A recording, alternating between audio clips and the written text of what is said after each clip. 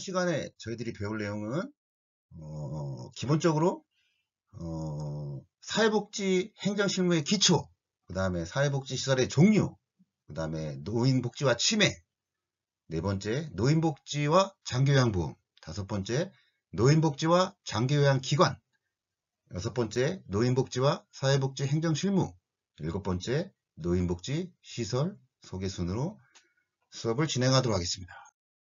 자, 수업을 진행하기 앞서 이제 사회복지사 자격증을 취득 준비하고 있는데요. 사회복지 행정실무의 기초의 가장 기본은요, 이 사회복지학과 사회복지 행정실무 전국 과목의 학습 단계를 이해하는 게 중요합니다. 이게 체계적 접근으로 본다면은 제일 먼저 기초 학습 단계가 있습니다. 그 다음에 방법론 학습 단계, 그 다음은 분야론 학습 단계, 그래서 마지막 통합적 학습 단계인데, 지금 우리가 사회복지 현장 실습 배우는 게 통합적 학습 단계에 있습니다. 그럼 기초 학습 단계는 뭐냐? 이제 1급 과목의 기본인 인간 행동과 사회환경, 사회복지 조사론, 그 다음에 뭐 사회복지 개론, 발달사, 뭐 기본적인 학문이 있는 거고, 그 다음부터가 중요합니다. 이제 본격적인 사회복지의 방법론이라는 분야로 넘어갑니다. 이 방법론이 이제 핵심인데, 실천론, 실천기술론, 지역사회복지론, 사회복지행정론, 정책론, 법제론 전부 다 1급 과목이죠. 그래서 1급 과목이라는 것은 1급 시험 과목은 방법론을 아냐 모르냐 이 시험입니다. 분야로는 아직 넘어가지 않았습니다. 그래서 1교시 때 1급 시험에 인간행동과 사회환경, 사회복지 조사론, 그 다음에 2교시 때 사회복지 실천론, 사회복지 실천기술론, 지역사회복지론, 3교시 때 사회복지 행정론, 사회복지 정책론, 법제론 이렇게 구성이 되어 있는 거죠. 8과목. 그 다음에 이제 분야로 넘어가면 이제 아동복지, 청소년복지, 노인복지, 여성복지, 장애인복지론, 가족, 뭐 산업복지 등등 이렇게 분야가 있는 거고, 그 다음 스텝 네 번째가 이제 통합적 상태, 현장 실습 세미나가 있는 거죠. 이해가 되셨죠? 자, 그 다음에 이제 간단하게 도표로 그려봤습니다. 1급 시험에 대해서는 이제 통합적 학습 단계 보시면은 인간행동, 그 다음에 조사론, 요게 기초 과목이라 그랬죠. 1교시, 2교시 이제 방법론으로 넘어왔습니다. 실천론, 실천기술론, 지역사회복지론. 3교시도 방법론입니다. 행정론, 정책론, 법제론 이렇게 구성되어 있고요. 가장 어려운 것은 조사론하고 정책론, 이 파트에서 꽈락이 많이 나오죠. 법제론 포함해서. 자, 그 다음 과목 사회복지 행정실무를 할 때 기초가 사회복지사의 3대 자질입니다. 자, 이 3대 자질을 누가 얘기를 했냐? 바로 바틀렛이라는 학자가 가치, 지식, 기술이라는 사회복지사의 3대 자질을 최초로 언급을 했죠. 자, 그래서 지식은 뭐냐? 바로 개입 전략, 뭐 실천, 이론, 평가 방법 이런 것들을 말하는 게 지식인 거고, 그 다음에 이제 이 지식에는 우리가 배웠던 1급 과목들, 기초론, 방법론, 분야론 이런 것들이 해당되는 겁니다. 기술에 넘어갔을 때는 이제 사례관리에서 사정 파트, 문제 규명, 정보 수집, 평가 점검 이런 것들이 이제 기술 파트가 해당되는 거고, 가장 높은 상위 개념이 가치죠. 가치는 내가 결정합니다. 자, 그래서 사회복지사의 어떤 클라이언트에 대한 개인의 존엄성, 뭐 자기결정권, 비밀보장 이런 등등 가치로부터 지식과 기술이 나오는 거고, 윤리가 높을까요? 가치가 높을까요? 가치가 높죠. 윤리는 가치로부터 나오기 때문입니다. 그 다음에 사회복지 행정실무의 기초 네 번째, 바로 목표 설정입니다. Person in Environment 해가지고 환경 속의 인간이라고 배우셨죠? 이때 중요한 거는 저 2번입니다. 관계의 변화. 자, 첫 번째는 개인이 변합니다. 그 다음에 목표는 환경이 변화인데 그 중간에 낀 게 관계의 변화인데 그걸 삶의 질을 높이는 거죠. 사회복지가.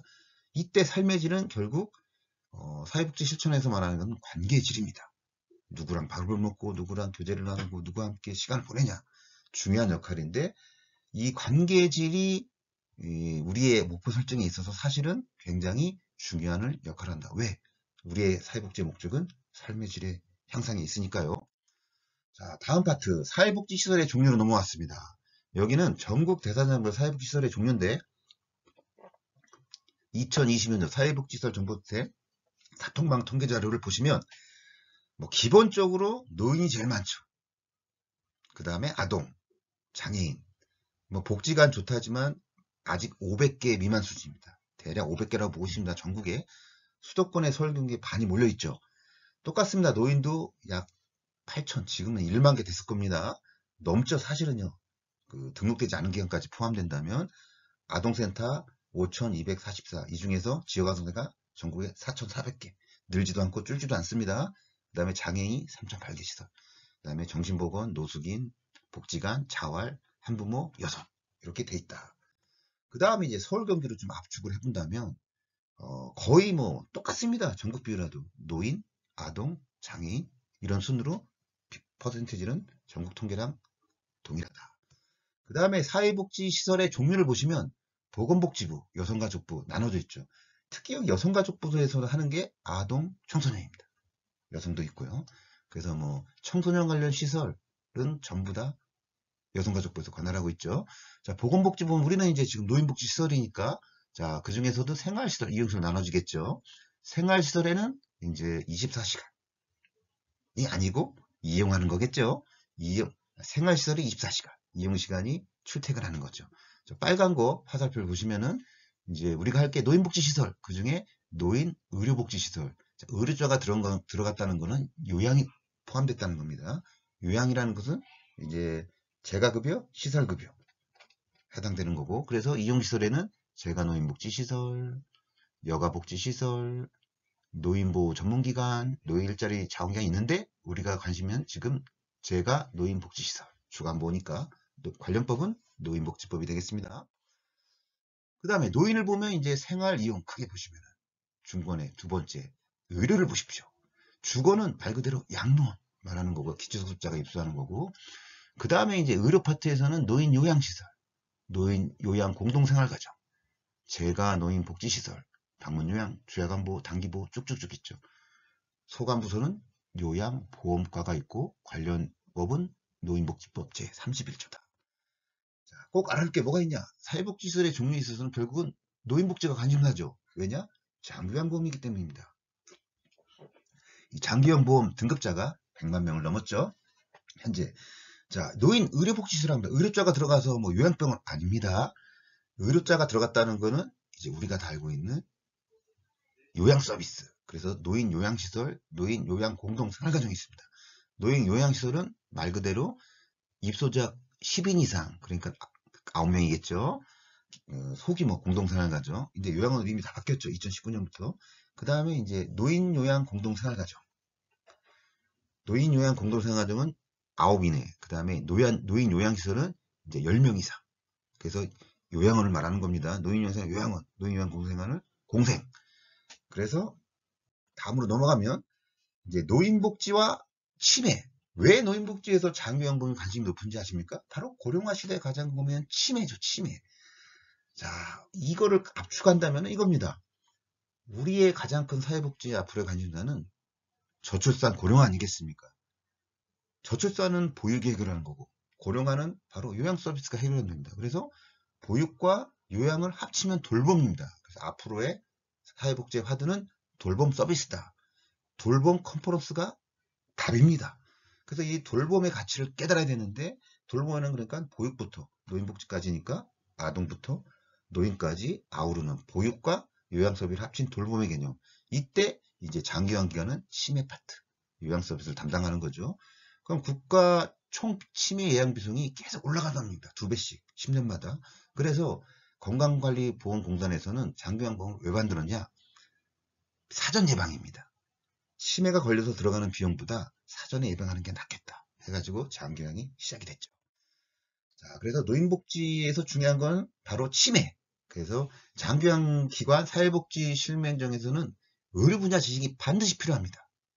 자, 뭐 치매 요인은 뭐 다 아시겠죠. 혈관성 치매, 알츠하이머, 뭐 기타 치매 등등이 있는데, 중요한 거는 이 사회복지사는 의료인과 같이 일합니다. 장기요양기관에서는 특히 주간보, 요양원. 그때 보시면은 이때 의료인 인력, 의사, 촉탁의사, 간호사, 또 간호조사 포함해서 그다음에 물리치료사, 뭐 작업치료사 함께 근무를 하는데, 결국은 치매 어르신, 뭐 치매가 아니더라도 어쨌든 노인성 질환과 고혈압, 당뇨, 골다공증, 그다음에 뭐 와파린, 혈압 응고제인데요, 항응고제 이런 의학 분야 지식이 필요합니다. 이런 것들을 알고 있었을 때 이제 노인복지에 더 심층적으로 접근할 수 있다는 거죠. 그래서 이제 뭐 일반적으로 요양원도 그렇고 주간보호소도 그렇고 사실은 어르신들이 약을 많이 먹습니다. 치매약도 먹고 고혈압 당을 먹는데 사실은 이 와파린 약이 중요합니다. 와파린이 뭐냐면 혈액을 묽게 하는 그러니까 전문 의약품인데 혈액 응고가 있는 어떤 비타민 K의 작용을 억제하는 혈전 현상을 막아주는 건데 이 와파린 환자들이 머리나 심장 스턴트 수술할 때 피가 혈류가 잘 돌게끔 이제 먹어주는 약이죠. 근데 이 와파린 환자들이 딱 꼭 피해야 할 음식이 있습니다. 비타민 K라고 있는 거, 시금치, 부추, 브로콜리, 콩, 계란자. 그래서 이제 요양원 특히 주간보 근무하실 때 와파린 어르신들이 있을 때는 이런 음식들을 주의한다는 기본 상식이 있어야 됩니다. 그다음에 네 번째, 노인복지와 장기요양보험의 장기요양 서비스의 전달 체계는 누가 합니까? 국민건강보험공단이고 노인은 그렇다 쳐. 2008년에 장기요양이 시작됐는데 그럼 장애인은 어떻게 할 거냐? 그래서 국가에서 그러면 노인은 건강보험공단이 하니까 장애인은 연금 맡아. 그래서 연금은 장애인은 연금이 주관하고 있습니다. 자, 이 노인 장기요양보험의 성과를 본다면은 보험 재정이 점점 올라가고 있죠. 그래프를 보더라도 시행 초기 2008년도에는 그냥 중증장 중심으로 급여된 경우가 협소했는데 2010년부터 17년까지는 이제 건강보험료가 지속적으로 인상을 하죠. 2018년에는 대폭적인 수가 인상, 급여 대상자 범위가 굉장히 확대되고 있다. 자, 요양 서비스 중에 이제 노인복지 장기요양보험과의 관계인데 2020년 자료까지 통계자를 본다면은 65세 인구가 840만 명, 등급 신청자는 110만 명, 그 중에 등급 판정이 나온 사람이 100만 명, 그 등급 인정자가 85만 7천 명. 그래서 그 인정 대비는 80%가 등급자가 갖고 지금 현재 100만 명 넘었죠. 대단한 엄청난 비율입니다. 그래서 이제 그러면 이제 급여 이용자들이 어디를 많이 가냐? 방문 요양이 그러니까 등급을 받으면 100만 명 중에 48%는 다 방문 요양을 이용한다는 겁니다. 그 다음에 목욕 8%, 방문가는 의외로 적습니다. 1.3%, 주야간 보호가 12%, 단기 보호도 0.2%, 그 다음에 노인 요양 공소행 가는 거 9인 이하 시설은 2.8%, 그 다음에 나머지 요양원 가는 어르신들이 26.9%. 그러니까 50% 정도는 다 방문 요양으로 가신다, 서비스 이용한다 이렇게 보시면 되겠습니다. 그 다음에 주간보가 상대적으로 12%, 지금은 한 15% 넘었을 겁니다. 그러면 이제 이 얘기는 뭐냐? 앞으로 대한민국은 장기요양 서비스를 만족도를 조사해보면요. 주간보호가 제일 높습니다. 그래서 앞으로 대한민국 50년 동안은 주간보호가 앞으로 돌진해서 최일선에서 제공할 것이다. 그런 예측을 할 수 있습니다. 네 번째, 노인복지와 장기요양 보험에 있어서 급여 유형과 재원에 대해서 본인 부담금 알아보겠습니다. 크게 재가급여와 시설급여로 나누는데 재가급여는 말 그대로 주간보호센터, 방문요양, 방문간호, 복지연구. 보시면은 이 주간보호는 데이케어 센터라고 말도 같은 말이 있습니다. 뭔 차이냐? 데이케어 센터는 2014년에 오세훈 시장이 자체적으로 인증제를 실시해가지고 데이케어, 하중 동비다 이 뜻이고 서울시를 제외한 전국은 다 주야간보호로 통일하고 있습니다. 그래서 이제 재가급여는 그래서 건강보험공단에서 국가가 무려 85%를 지원하고 본인 부담금은 15%. 재가 서비스를 받으면 100만 원이었다. 내가 15만 원 내 돈 냅니다. 시설급여는 이제 요양원을 말한 겁니다. 공동생활가정하고 요양원. 똑같이 국민건강보험에서 80% 지원하고 본인 부담금 20%. 그러니까 시설급여가 훨씬 높은 거죠. 5%가 더 높죠. 그러니까 요양원이 훨씬 더 비용이 높다는 겁니다. 본인 부담금이. 재가급여, 주간보호나 방문요양 15%. 자, 그러면 건강보험공단은 어떤 수입 부분만을 관장하고 있습니다. 지자체에서는 지출만 보고 있어요. 그래서 결국 건강보험공단 홈페이지, 롱텀이라고 합니다. 롱텀. 그 다음에 시청의 어떤 사회복지시설 정보 시스템, 사통망은 사실 별도로 움직입니다. 실무에서. 그렇기 때문에 청구 작업을 할 때 실수나 부정 청구 발생 가능성이 높다는 겁니다. 그래서 재가복지센터라든지 주야간보호, 요양원의 어떤 주 수입원인 건강보험공단의 요양급여 청구금은 전 국민이 부담하는 바로 사회보험료로 제공이 되기 때문에 한 치의 오차도 허용되지 않는다는 겁니다. 그래서 현지조사, 행정처분도 많이 내리고 아주 관심이 높은 겁니다. 그래서 입소 어르신의 외출, 외박, 입원일, 직원휴가, 각종 조퇴 정확하게 반영해서 청구를 해야 됩니다. 자, 5번 노인복지와 장기요양안의 그 배치표, 특히 주간 위주로 보시면은 사회복지사가 방문 요양은 수급자 15명일 때는 1명 이상 시설장 반드시 있어야 되고요. 그 다음에 이제 주야간보호센터는 사회복지사가 10명 이상일 때는 1명이 반드시 있어야 됩니다. 시설장이 있고. 그 다음에 이제 이 두 개가 지금은 중요합니다. 빨간 화살표. 그 다음에 요양보호사도 보시면은 주간보호는 7명당 1명. 넘어가겠습니다. 5번째, 노인복지와 장기요양기관의 이제 요양원. 간략히 비교해 본다면, 입소자가 30명 이상일 경우에는 무조건 시설장이 있어야 되고, 사무국장이 있어야 됩니다. 30명 이하일 때는 사무국장도 1명 있고, 이제, 근데 30명이 넘으면 사무국장 사회보다 반드시 또 필요한 겁니다. 그 다음에 이제 뭐, 의사, 촉탁이도 있어야 되겠고, 간호사는 25명당 1명 필요하겠죠. 그래서 이제 요양원 같은 경우는 30명 이상일 경우에는 물리치사, 간호사, 또 요양부사 반드시 있어야 되는데 30명 이상일 경우는 이렇게 같이 겸직도 하죠. 그 다음에 이제 조직도를 보면은 노인복지와 장기요양기관의 주야간보호센터, 요양을 보시면은 위에가 이제 주야간보호인데 대표자가 있고 센터장 있죠. 센터니까 운영위원회 있고 그래서 크게 조직이 요양보호사, 사회복지사, 간호사 이렇게 세 가지 섹션을 나눠져 있는데 요양원은 좀 더 크죠. 대표가 있고 원장이 있고 사무국장을 놓고 복지팀, 의료재활팀, 생활지원팀 해가지고 복지팀에는 사회복지사, 영양사, 사무 쭉쭉쭉 있고 재활팀은 의료재활 서비스, 노인복지, 만성질환이 많으니까 간호사나 조무사, 촉탁이, 물리치사, 촉탁 있어야 되고 생활지원팀, 요양보사 이렇게 있습니다. 뭐 이 조직도는 이게 표준화가 아니라 이걸 기준으로 어느 정도 융통성 있게 조절한다는 거. 그 다음에 이제 노인복지와 장기요양기관의 요양병원과 도대체 요양원은 뭐가 차이가 나냐? 자, 비교 한번 해보겠습니다. 요양병원은 말 그대로 94년 1월부터 의료법 적용하는 거고 요양시설은요 다르죠. 2008년 장기요양시설 등 노인 장기요양법이죠. 법 자체가 다릅니다.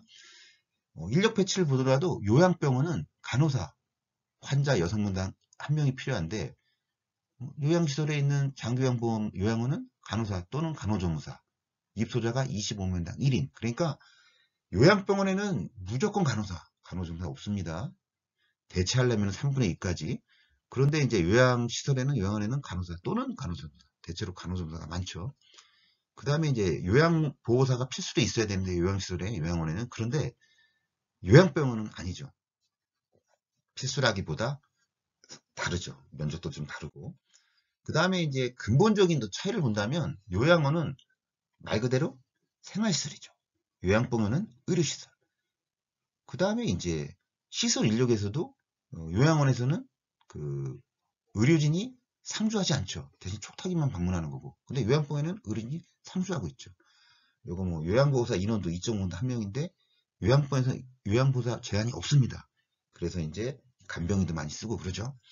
자, 그래서 요양병원은 병원이 이만큼 치료하는 데 목적이 있는 거고 요양원은 거동이 불편한 노인을 돌보는 데 목적이 있는 겁니다.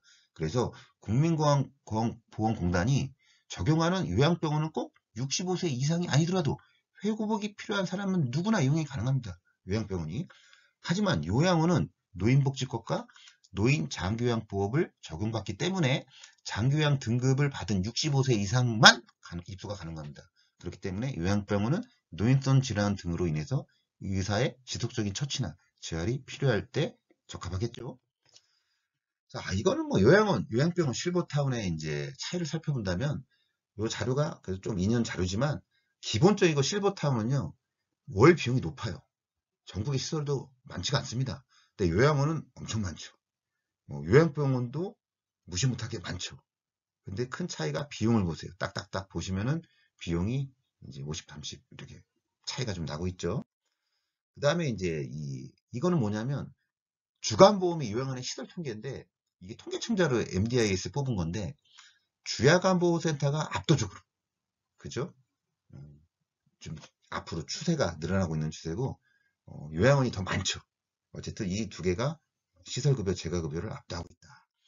그 다음에 요거는 이제 요양병원 일수가 바뀐 거는 2019년 11월에 이제 완전히 그 요양병원도 같이 바뀐 게 하나 있어요. 수가가 바뀝니다. 요양병원은 뭐 의료 최고도, 의료 고도, 의료 중도 뭐 이렇게 나눴었는데 그걸 갖다가 의료 최고도, 의료 고도로 조금 이원화시키면서 분리를 했죠. 그 다음에 이제 이거는 그 요양병원 일일당 정액 수가 뭐 보시면은 인지장애인군이 압도적으로 많고 의료 고도도 26% 많이 차지하고 있죠. 그 다음에 이거는 뭐냐, 건강보험공단이 직속으로 운영하는 그 서울요양원입니다. 수서에 있는데 여기 밑에 사진 보시면 좌측 하단에 이게 이제 여기에 요양원, 주간보, 방문요양 다 있습니다. 원스톱이 가능한 곳입니다. 근데 적자가 심각합니다. 언론에 나오진 않습니다. 보수는 굉장히 높죠. 그래서 사람들이 많이 가고 싶어 하는 것이고 대기자가 한 1,500명 정도 있습니다. 자, 그 다음에 이제 앞으로 2019년 12월 12일에 이제 장교양법이 개정되면서 통합제가가 시작됐죠. 주간보, 방문요양, 방문목욕, 방문간호 이제 통합제가.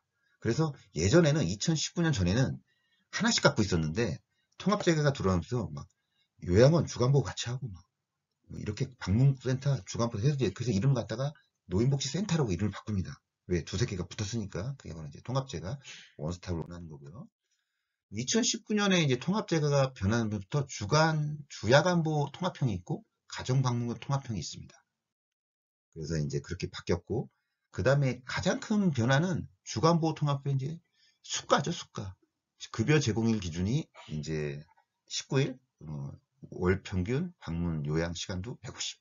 그래서 이제 이렇게 4등급 기준, 5등급은 18시간, 140시간. 이런 게 바뀐 거고요.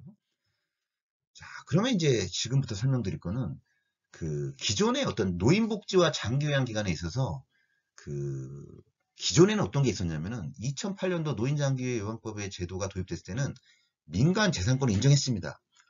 뭐 그 얘기는 뭐냐, 운영 수익 창출권을 인정했다. 이 두 가지 조건을 제시하고 요양보험 제도가 시작됐는데 자유경쟁 체제로 서비스질을 향상에 초점을 뒀어요, 처음에. 그리고 수익을 목적으로 하며 자기재산 처분 권리가 있었습니다. 근데 2019년 12월 10일에 장기요양법이 개정되면서 뭐가 바뀌었냐? 요양원의 난입 많아졌기 때문에 국가예산 문제가 봉착된 거죠. 왜? 건강보험공단도 지자체 세금으로 80% 운영하니까. 그래서 이제는 정부는 역으로 관련 정책을 개정해서 예산 통제를 막 시작했다는 거예요.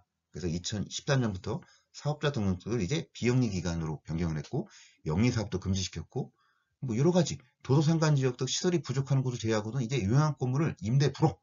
이제부터는 2019년 12월 10일부터는 자기 건물, 자기 소유자만 운영하라. 이렇게 바꿨기 때문에 진입장벽을 요양원이 높인 겁니다. 돈 있는 사람만 하라 이겁니다. 그래서 또 2020년부터 요양원 개설 신고제에서 지정대로 바뀌면서 점점 이제 어려졌죠, 운영이.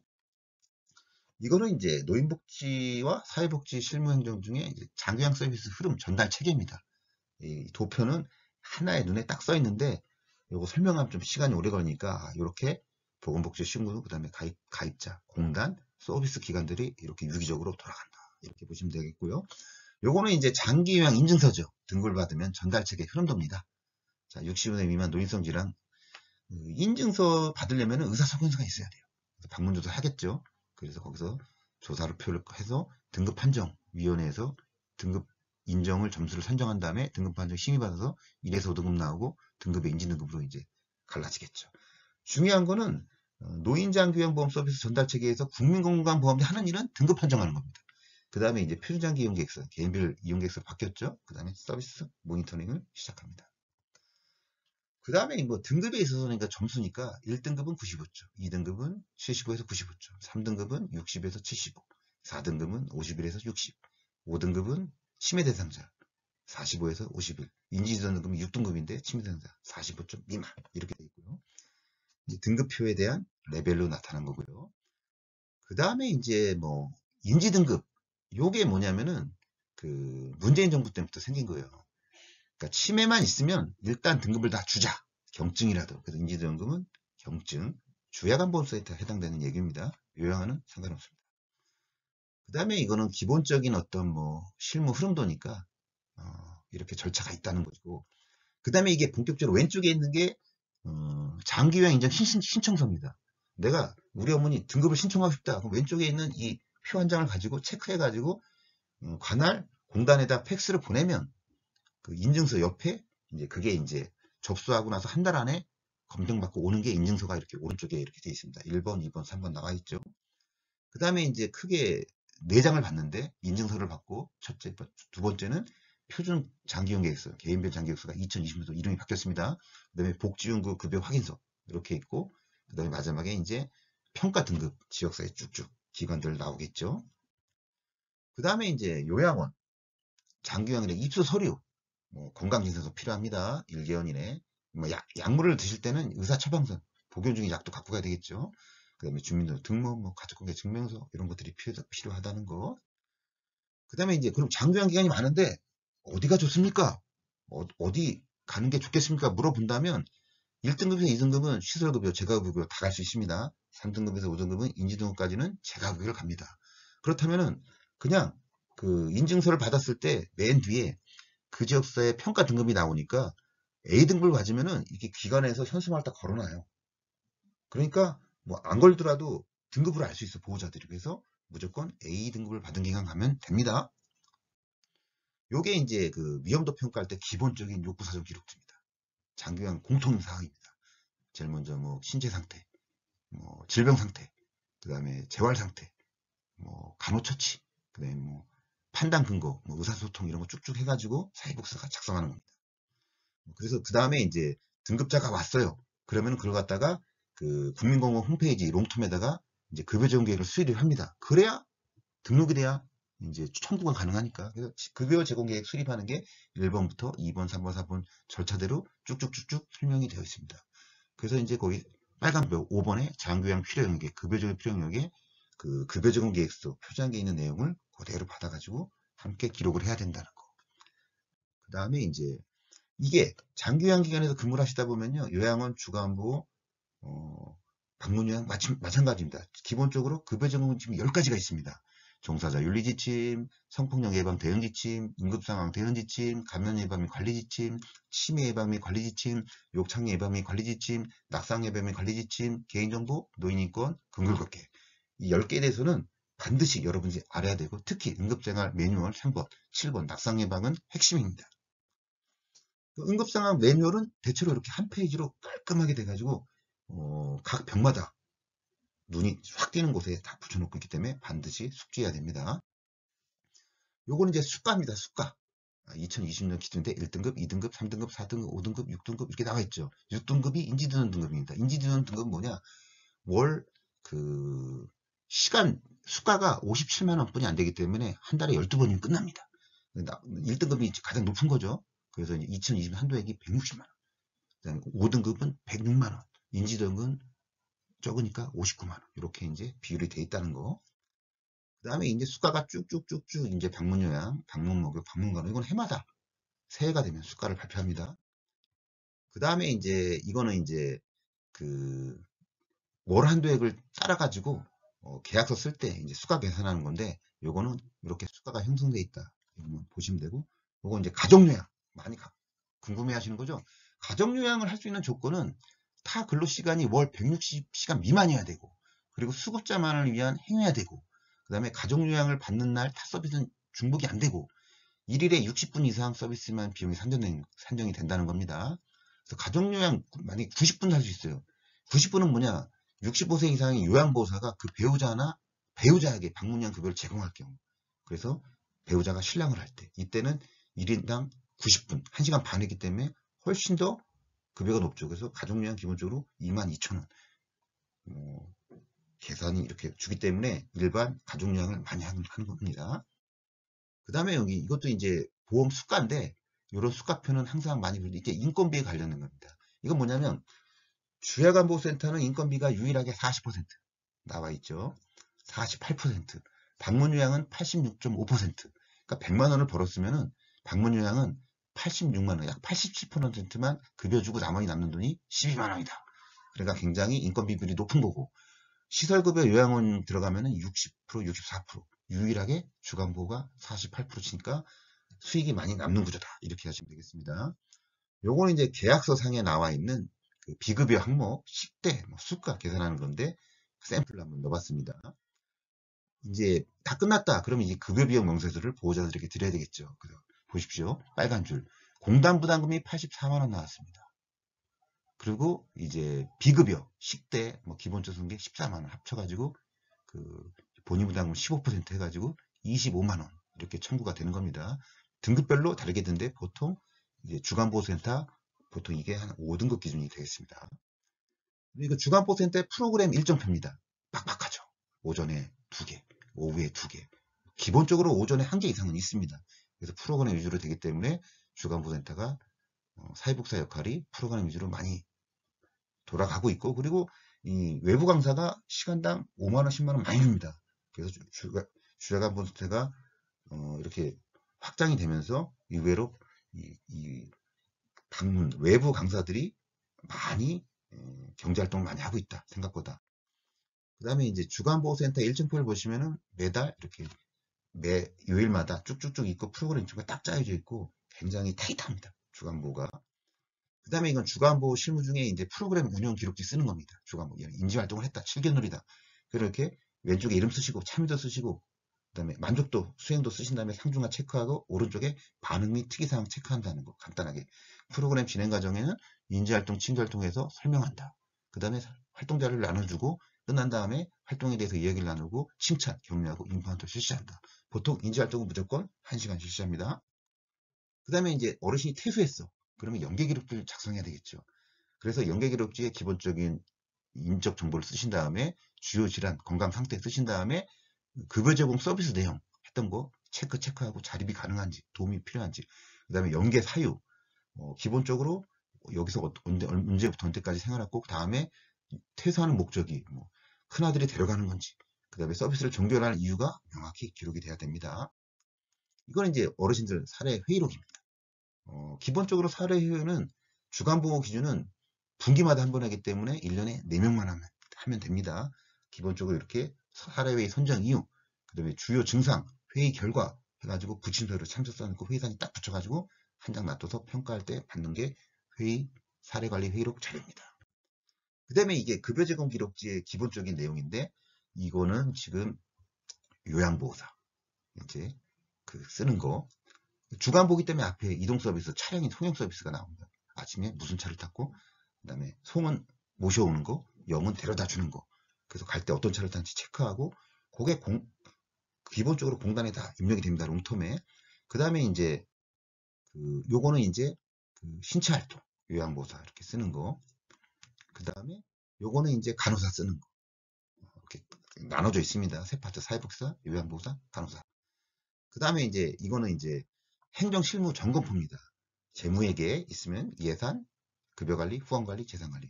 그러니까 행정 자체가 관리입니다. 그래서 예산관리, 급여관리, 후원관리, 재산관리로 떨어지는 거고 운영기간에 운영을 하다 보니까 인사관리가 들어가야 되겠죠. 기간을 운영하다 보니까 문서관리, 자원관리, 시설관리가 들어가야 되겠고 그 다음에 이제 서비스로 들어가서 사례관리 제공, 그래서 사례관리, 급여 제공해서 급여 제공 관리 이렇게 들어가는 겁니다.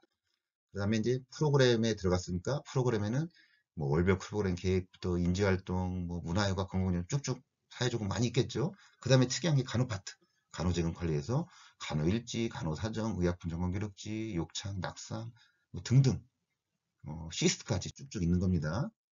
그 다음에 급여제공기 지침 10개 이렇게 있고 그 다음에 이제 노인복지시설을 소개한다면 제가 이제 인천에 가장 큰 시설입니다. 168명 대단하죠. 그 다음에 이거는 복지관에 있는 가양호 데이케이 센터. 복지관에 있기 때문에 법인이기 때문에 급여도 많이 주고 지역사회 큰 역할을 합니다. 그 다음에 이거는 천주교에서 운영하는 거 해화동 데이케이 센터. 이런 데서 상당히 일하시면 괜찮습니다. 그 이제 사회복지시설 사통망에 있는 전국에 있는 시설이 쭉쭉 뭐 검색만 하면 다 뜨기 때문에 이렇게 구성되어 있다는 거. 자, 주소가 나와 있죠. 자, 이것으로 모든 수업을 마치도록 하겠습니다.